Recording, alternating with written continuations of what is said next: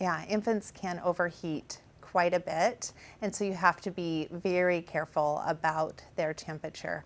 I wouldn't take an infant out camping for extended periods of time if it's in the mid 80s or above.